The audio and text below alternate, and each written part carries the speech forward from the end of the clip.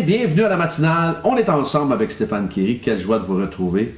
Ensemble pour louer, prier, partager la parole ensemble alors qu'on est à des distances, des kilomètres les uns les autres. Merci de votre fidélité à être là. Et envoyez-moi la ville et le pays d'où vous êtes.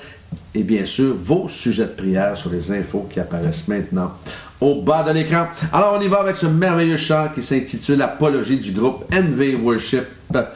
Alors, on y va. Les paroles du chant juste à votre droite, le petit chapeau. C'est parti. J'ai vu Dieu secourir l'âme assoiffée, son amour inonder le désert. Ne me dites pas que ses bontés sont épuisées, ses merveilles remplissent l'univers.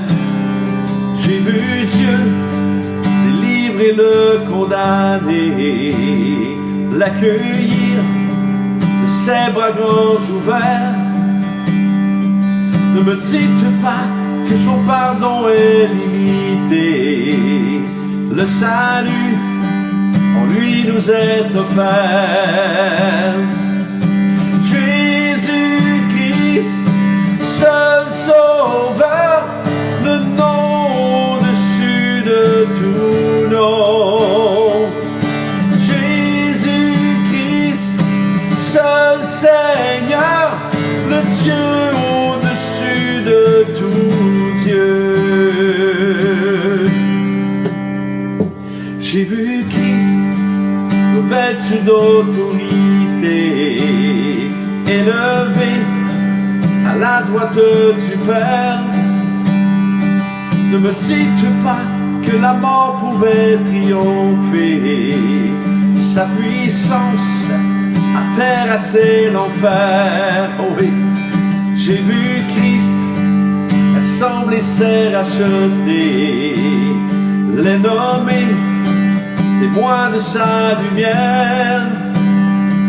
Ne me dites pas que son église est dépassée. Oh non, son message est l'espoir de la terre. Ensemble.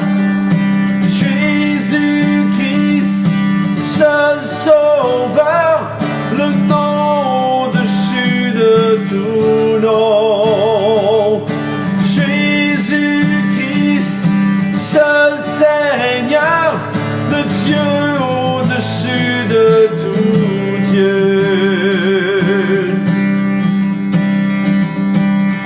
J'ai vu son Saint-Esprit descendre comme un feu.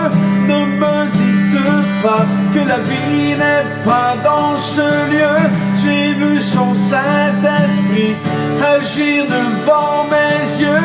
Ne me dites pas que Jésus n'est pas le seul Dieu. J'ai vu son Saint-Esprit descendre comme un feu. Ne me dites pas que la vie n'est pas dans ce lieu. J'ai vu son Saint-Esprit agir devant mes yeux. Ne me dites pas que Jésus n'est pas le seul Dieu.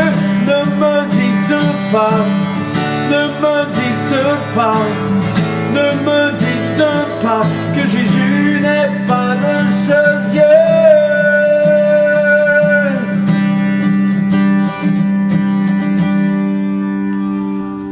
Oh oui, quel merveilleux chant. Le thème de ce matin, anorexie spirituelle. On va lire ensemble dans le psaume 119, 97 à 101.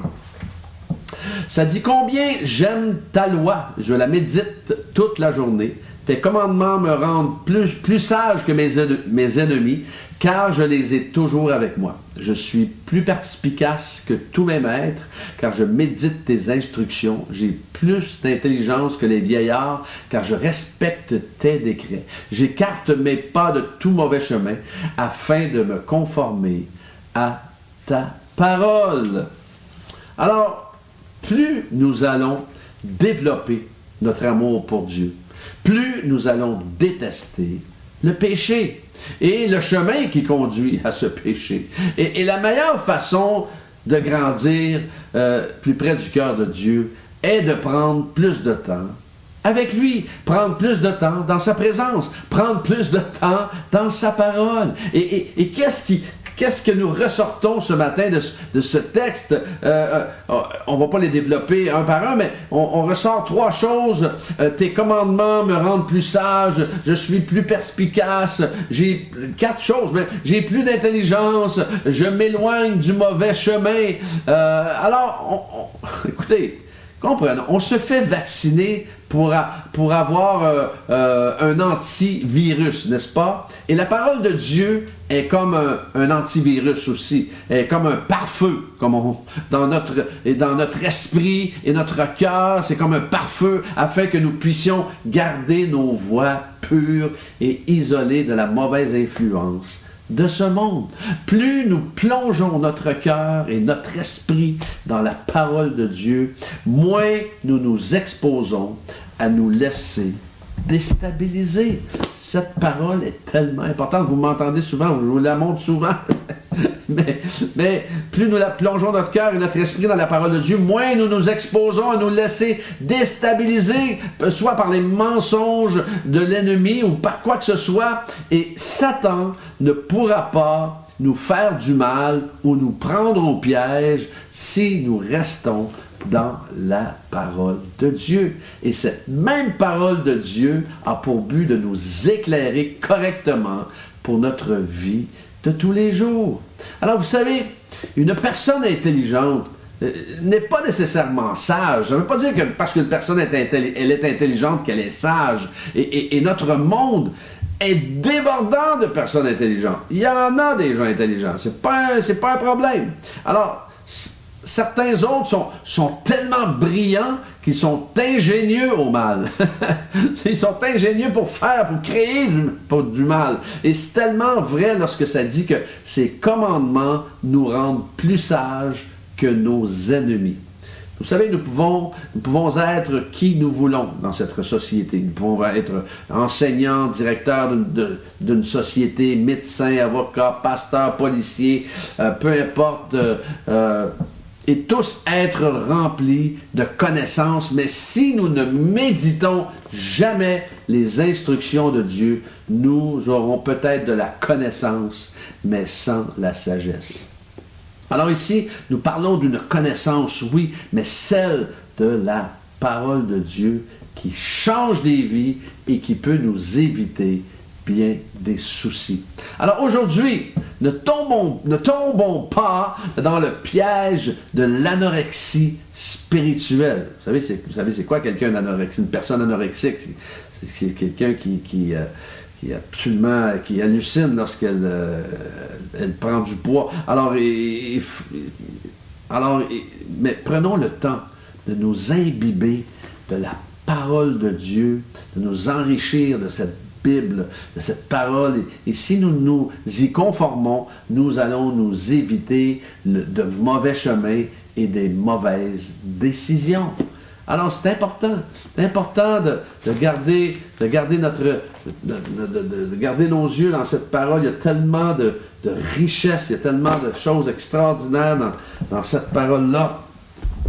Alors, ce matin, ne souffrons pas et ne cherchons pas à être anorexiques spirituellement. Mais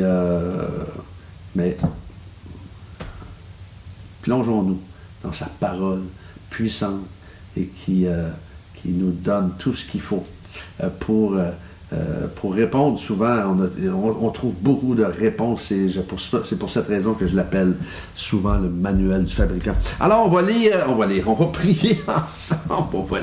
On va prier ensemble ce matin. Quelques sujets de prière. Oh, merci.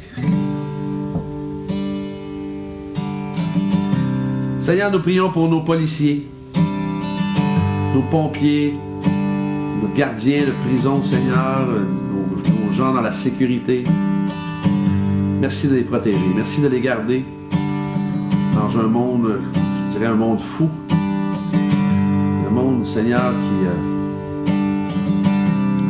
veut toujours dépasser les barrières de aller au-delà des limites, des barrières de la rébellion, comme on peut dire. Seigneur, merci pour nos policiers, pompiers, gardiens de prison et tout ça. Merci pour nos personnes à la tête de nos gouvernements, afin de leur donner de la sagesse, du discernement, afin que, Seigneur, ils puissent connaître ta grandeur, ta splendeur, ta magnificence. Prions de les protéger, de les garder. Et Seigneur, merci de te révéler à eux, Seigneur, puissamment. Seigneur, merci pour un retour à la vie normale. Seulement toi qui peux nous permettre cela, qui peux nous donner cela, Seigneur. Merci de poser ta main toute puissante, Seigneur, sur cette pandémie, encore une fois. Merci pour ceux et celles qui ont de la difficulté à pardonner et à se pardonner. Merci. Pose ta main sur eux. Bénis-les, comble-les. Révèle-toi, Seigneur, puissamment. Touche-les de la tête aux pieds. Merci pour les personnes, Seigneur, nous prions pour les personnes offensées, afin qu'ils puissent vraiment te découvrir et qu'ils puissent s'abandonner à toi et te remettre leurs soucis, leurs poids, leurs douleurs entre tes mains. Seigneur, je prie pour mes frères et sœurs connectés ce matin de les combler, de les bénir, de les accompagner. Et que, Seigneur, qu'ils puissent toujours rester près de toi, rester près de ta parole. Et lorsque les mensonges de l'ennemi viendront, ils ne seront pas facilement séduits. Alors merci de les couvrir de ta grâce et de ta puissance.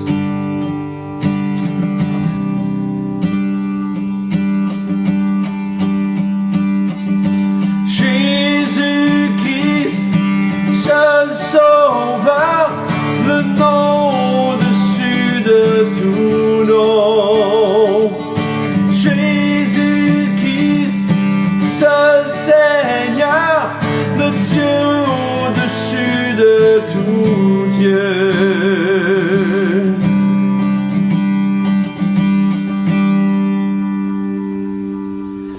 Oui, aujourd'hui, plongez-vous dans votre parole, restez près de son cœur, restez près du cœur de Dieu. Demain matin, Dieu voulant, on est ensemble.